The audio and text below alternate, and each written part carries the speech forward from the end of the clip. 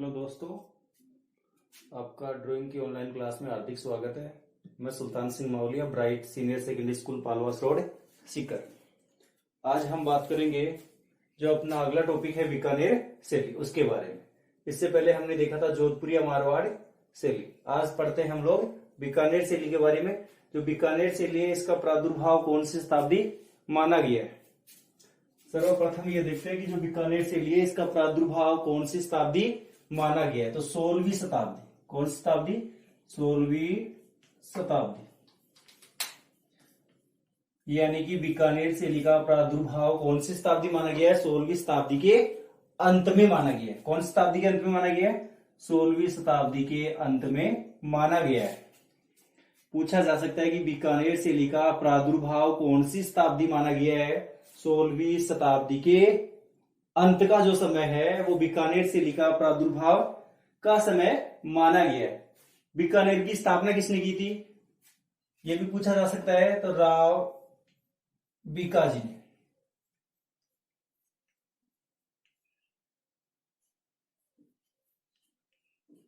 यानी बीकानेर की स्थापना किसने की थी? राव बीकाजी।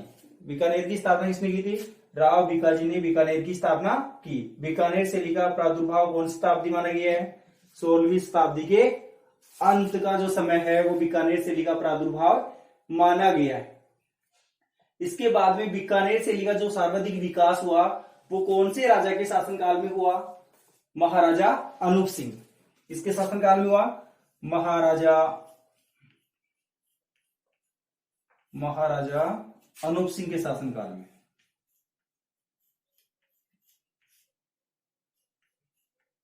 महाराजा अनूप सिंह के शासन काल में।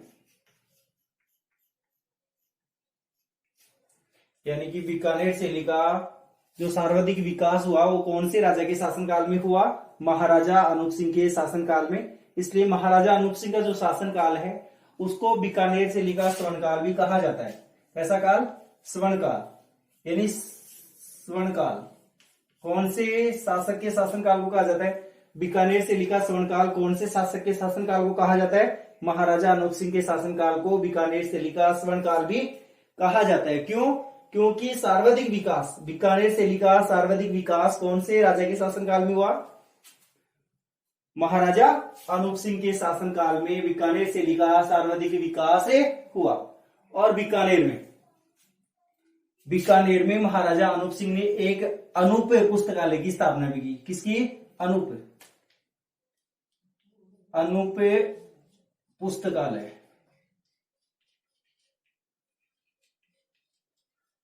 अनूप पुस्तकालय कहां स्थित है? बीकानेर में। अनूप पुस्तकालय की स्थापना किसने की? महाराजा अनूप सिंह ने। यह भी पूछा जा सकता है कि अनूप पुस्तकालय की स्थापना किसने की थी? महाराजा अनूप सिंह ने, जो बीकानेर के सर्वश्रेष्ठ शासक थे, जिनके शासनकाल में चित्रकला का सर्वाधिक विकास हुआ था। किनके शासनकाल में हुआ? महाराजा अनूप सिंह के शासनकाल में। इसीलिए बीकानेर शैली का जो स्वर्णकाल माना जाता है वो महाराजा अनूप सिंह के शासनकाल को माना जाता है। प्रसिद्ध उस्ता परिवार, जो प्रसिद्ध उस्ता परिवार था, यानी बीकानेर की जो शैली है वो कौन सी शैली है? उस्ता कला। यानी बीकानेर की जो कला प्रसिद्ध है वो कौन सी कला है? उस्ता कला है। बीकानेर की प्रसिद्ध जो कला है वो कौन सी कला है? उस्ता कला है। तो उस्ता कला का श्रेय किसको दिया जाता है, या किसके शासनकाल में ये उस्ता यहां आए थे?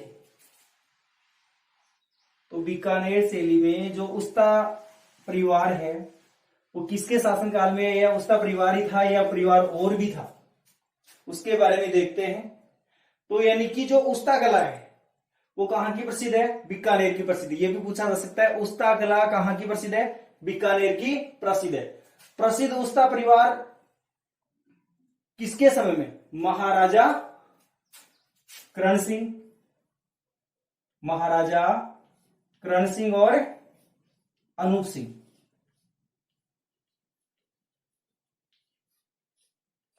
महाराजा करण सिंह व अनूप सिंह के शासनकाल में या अनूप सिंह के दरबार में उस्ता परिवार बीकानेर आया। पूछा जा सकता है उस्ता परिवार बीकानेर कब आया? महाराजा करण सिंह और अनूप सिंह के काल में उस्ता परिवार बीकानेर आया। उस्ता परिवार किसके शासनकाल में बीकानेर आया, किसके दरबार में बीकानेर आया? तो सीधा सीधा लिखा हुआ है करण सिंह और अनूप सिंह के शासनकाल में जो उस्ता परिवार था या जो उस्ता परिवार से संबंधित जो लोग थे वो बीकानेर महाराजा करण सिंह और अनूप सिंह के दरबार में आए। इसके बाद में देखते हैं, यानी कि जो करण सिंह था इसको बीकानेर का बीकानेर का करण भी कहा जाता है।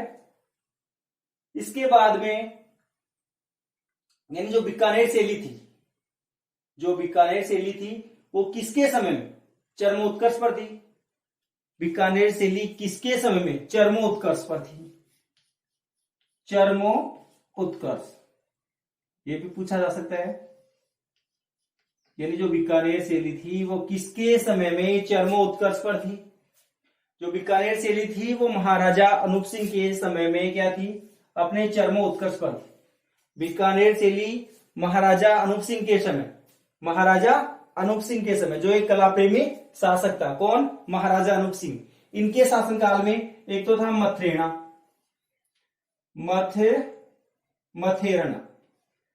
मथेरण और एक था उस्ता। यानी कि ये दो परिवार थे, मथेरण और उस्ता, ये दो परिवार थी, इनके शासनकाल में थे। इन दोनों के सहयोग से ही बीकानेर शैली अपने चरमोत्कर्ष पर पहुंच पाई थी। यानी मथेरण और उस्ता परिवार के जो लोग थे, इन दोनों के सहयोग से ही महाराजा अनूप सिंह के शासनकाल में बीकानेर शैली अपने चरमोत्कर्ष पर पहुंच सकी थी या पहुंच पाई थी। इसके बाद में देखते हैं बीकानेर शैली के प्रमुख चित्र। बीकानेर शैली के प्रमुख चित्र कौन कौन से हैं? बीकानेर शैली के प्रमुख चित्र, बीकानेर शैली के प्रमुख चित्र कौन कौन से हैं? प्रमुख चित्र कौन सी शैली के? बीकानेर शैली के। बीकानेर शैली के जो प्रमुख चित्र हैं उनमें है महफिल, सामंती वैभव, महफिल,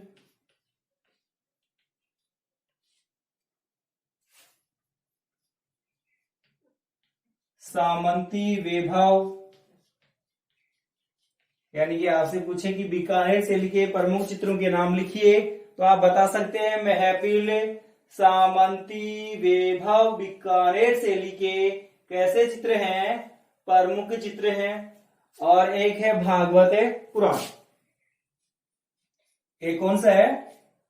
भागवत पुराण।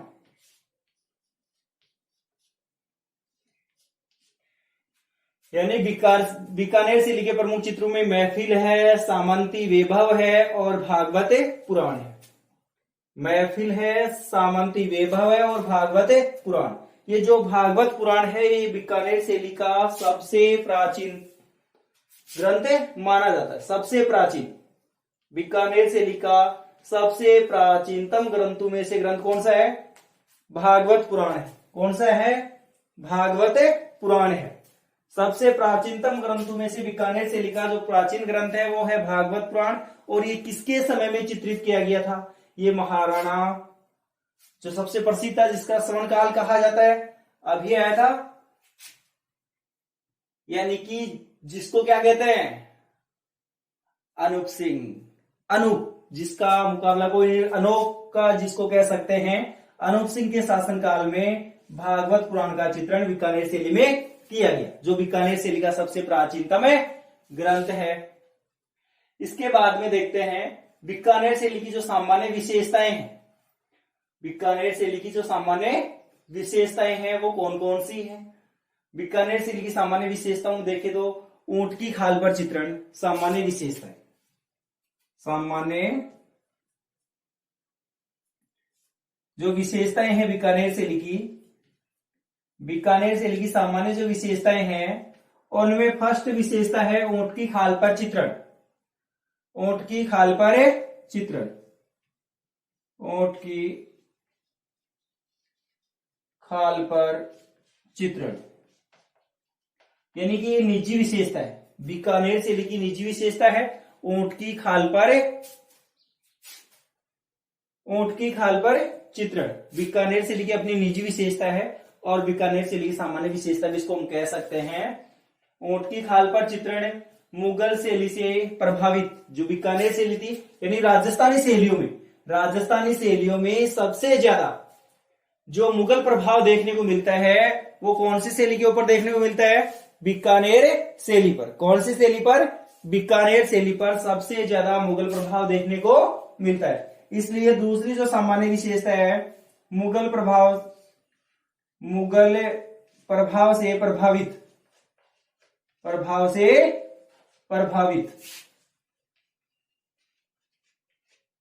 मुगल प्रभाव से प्रभावित, यानी बीकानेर शैली की फर्स्ट सामान्य विशेषता थी ऊंट की खाल पर चित्रण। सेकंड है मुगल प्रभाव से प्रभावित। इसके बाद में जो थर्ड इसकी सामान्य विशेषता है मुगल शैली की, वो है चित्रकार उस्ता कहलाते थे। चित्रकार क्या कहलाते थे? उस्ता। चित्रकार उस्ता कहलाते थे, यानी कि बीकानेर शैली के जो चित्रकार थे वो क्या कहलाते थे? उस्ता कहलाते थे। बीकानेर शैली की सामान्य विशेषता, बीकानेर शैली के प्रमुख चित्र पूछे तो महफिल है, मेहनती वैभव है, सामंती वैभव है सॉरी, और भागवत पुराण नामक जो ग्रंथ है, ये तो बीकानेर शैली के प्रारंभिक या प्रमुख जो चित्र हैं वो है। सामान्य विशेषताओं में ऊंट की खाल पर चित्रण है, मुगल प्रभाव से प्रभावित शैली है, और चित्रकार क्या कहलाते थे? उस्ता कहलाते थे। उस्ता कहलाने के पीछे कारण क्या था? यानी कि जो बीकानेर शैली है इसकी सामान्य विशेषता में अब आपने जो थर्ड विशेषता देखी उसमें आपने देखा कि जो चित्रकार थे वो क्या कहलाते थे? उस्ता कहलाते थे। क्या कहलाते थे? उस्ता। तो इनको उस्ता क्यों कहा जाता था? उस्ता कहा जाने के पीछे क्या कारण था? यानी कि जो बीकानेर शैली के जो चित्र थे, बीकानेर शैली के जो क्या थे? चित्र थे, वो तिथि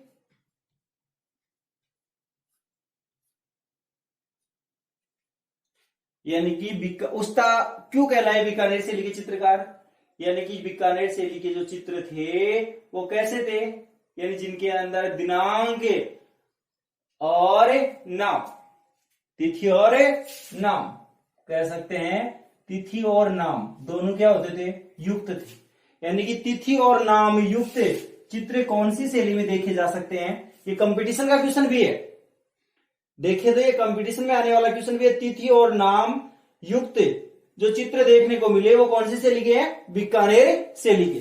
तो यानी कि उस्ता परिवार के जो लोग थे उन्होंने तिथि और नाम युक्त चित्र बनाए, इसलिए इनको उस्ताद कह सकते हैं, माहिर कह सकते हैं, चतुर कह सकते हैं, इसलिए इनको उस्ता के नाम से जाना जाता है। तो उस्ता कला कहां की प्रसिद्ध है? बीकानेर की प्रसिद्ध है। क्वेश्चन आ सकता है उस्ता कला कहां की प्रसिद्ध है? बीकानेर की प्रसिद्ध है। इसके बाद में हम लोग देखते हैं बीकानेर शैली की जो मानव आकृतियां हैं, या बीकानेर शैली मानव आकृतियों का चित्रण किस प्रकार से किया गया है। बीकानेर शैली में मानव आकृतियों का चित्रण किस प्रकार से किया गया है उसके बारे में देखते हैं। मानव आकृतियों के बारे में सर्वप्रथम पुरुष आकृति के बारे में देखते हैं। पुरुष का चित्रण किस प्रकार से बीकानेर शैली में देखने को मिला है। उसके बाद में देखते हैं महिला आकृति के बारे में, यानी पुरुष के जो शरीर है वो लंबे दर्शाए गए, शरीर लंबे कद काठी की।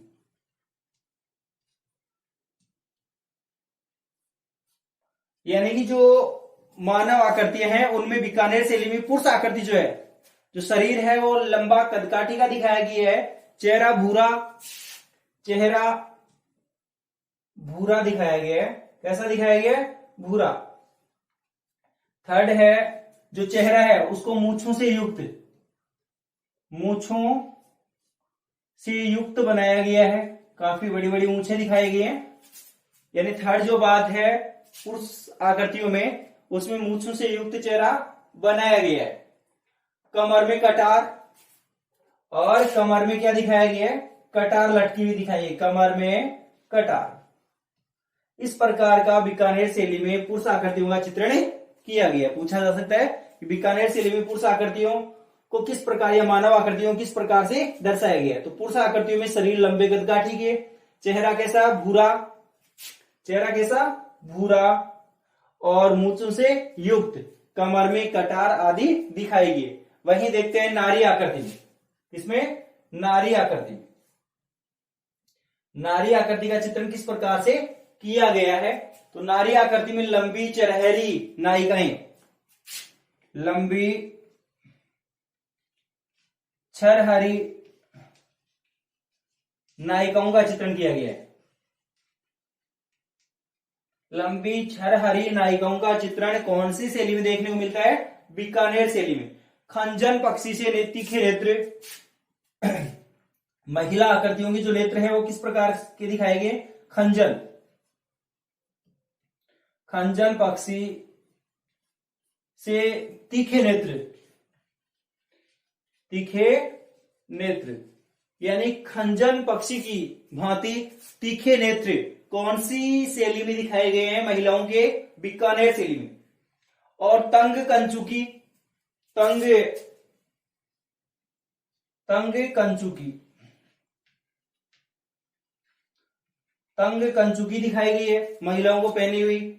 कसा हुआ वक्षस्थल और आभूषणों से सुसज्जित महिलाओं को बनाया गया। यानी आकृतियों, महिला आकृतियों पूछे तो लंबी चरहरी नायिकाएं, खंजन पक्षी से तीखे नेत्र, तंग कंचुकी, कसा हुआ वक्षस्थल और आभूषणों से सुसज्जित बनाया गया। इसके बाद में जो लास्ट इसका रह गया है रंग, यानी बीकानेर शैली में कौन कौन से रंगों का या किस प्रकार के रंगों का प्रयोग किया गया है? बीकानेर शैली में किस प्रकार के रंगों का प्रयोग किया गया उसके बारे में देखते हैं।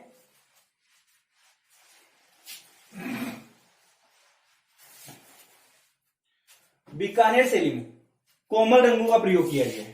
खास तौर से ध्यान रखना आपको, बीकानेर शैली में कोमल रंगों का प्रयोग किया गया है।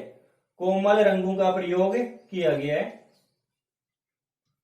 यानी बीकानेर शैली में किस प्रकार के रंगों का प्रयोग किया गया है? कोमल रंगों का प्रयोग किया गया है, जिनमें कह सकते हैं लाल,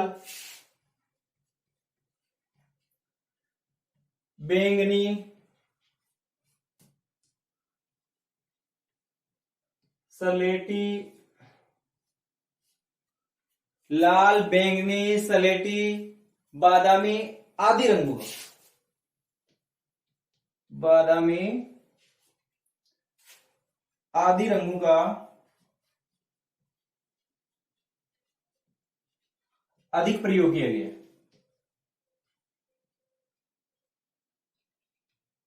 तो आप बता सकते हैं, अगर रंग पूछे कि बीकानेर शैली में कोमल रंगों का अधिक प्रयोग किया गया, जिनमें मुख्य रूप से लाल, बैंगनी, सलेटी, बादामी आदि रंगों का अधिक प्रयोग।